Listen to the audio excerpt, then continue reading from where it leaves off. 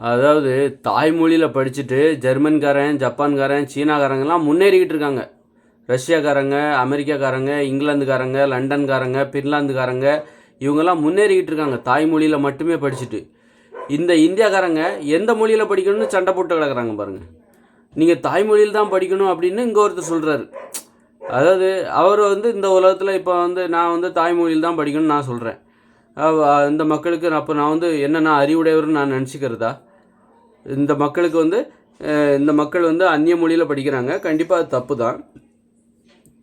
கண்டிப்பாக அது ஒரு மூட நம்பிக்கை தான். அப்போ நான் என்ன சொல்கிறேன், தாய்மொழியில் தான் படிக்கணும் அப்படின்னு நான் சொல்கிறேன். அப்படின்னா நான் அறிவுடையவரா? நான் இந்த உலகத்தில் நான் அறிவுடையவரா அப்படின்னு பார்த்தா நான் சொல்ல தான் செய்கிறேன். தாய்மொழியில் படிங்கன்னு சொல்ல தான். தாய்மொழியில் படிச்சுட்டு இருக்காங்க பாருங்கள். ரஷ்யாக்காரங்க, இங்கிலாந்துக்காரங்க, அமெரிக்காக்காரங்க, அவங்களுக்கு சந்தேகமே கிடையாது. எல்லாருமே ஒத்துக்கிறாங்க. தாய்மொழியில் தான் படிக்கணும்னு எல்லாருமே ஒத்துக்கிறாங்க. அதை கடைபிடிச்சிட்டு இருக்காங்க. நாம் இன்றைக்கி சண்டை போட்டுட்ருக்கோம். இதை சொல்வதே ஒரு அறிவுன்னு நினச்சிக்கிறான். இதை நான் ஒருத்தருக்கு சொல்கிறதே அறிவுடையவர், நான் அறிவுடையவர் நினச்சிக்கிட்டு இதை இந்த மக்களுக்கு எடுத்து சொல்லி அந்த மக்கள் கேட்கவே மாட்டேன்றாங்க பாருங்கள். அப்போது அதனால் தாய்மொழியில் கல்வி என்பது நாம் இன்றைக்கி எதில் படிக்கணும்னு சண்டை போட்டுட்ருக்கோம். அதே நேரத்தில் அவன் தாய்மொழியில் படித்து முன்னேறிக்கிட்டு இருக்கான். அதனால் நான் தாய்மொழியில் படிக்கணும்னு சொல்கிறதே ஒரு அறிவாக நான் நினைக்கக்கூடாது.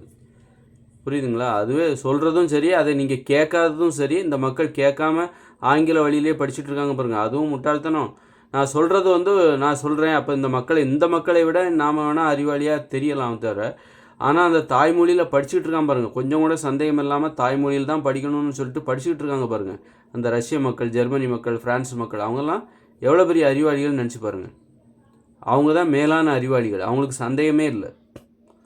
அங்கே யாருமே சொல்கிறது கிடையாது.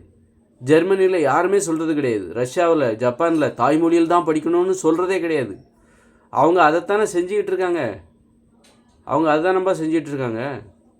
அதனால் சுவாசிக்கணும்னு அங்கே யாருமே சொல்கிறதில்ல. அது மாதிரி தான் சாப்பிட்ணுன்னு யாருமே நம்ம நாட்டில் எங்கேயுமே சொல்கிறதில்ல. சாப்பிட்ணும் அப்படின்னு சொல்லிட்டு சுவாசிக்கணும் அப்படின்னு. அதுபோல் தான் அங்கே தாய்மொழியில் படிக்கிறது ஒரு சுவாசத்தை போல். அப்புறம் அவங்களுக்கு இந்த மாதிரி அந்நிய மொழியில், இந்தியாவில் அந்நிய மொழியில் படிக்கிறாங்க அப்படிங்கிறது தான் அவங்களுக்கு ஒரு செய்தியாக இருக்கும். என்னது அந்நிய மொழியில் படிக்கிறாங்களா? என்னது ஆங்கிலத்தில் படிக்கிறாங்களா?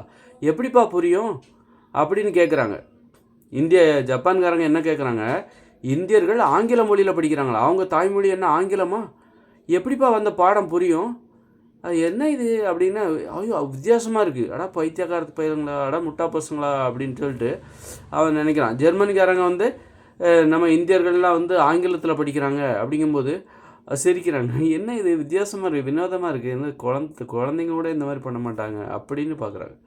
அதனால் அவன் தாய்மொழியில் படித்து முன்னேறிகிட்டே இருக்கான். அவனுக்கு சந்தேகமே இல்லை. நாம சண்டை போட்டு கிடக்கிறோம்.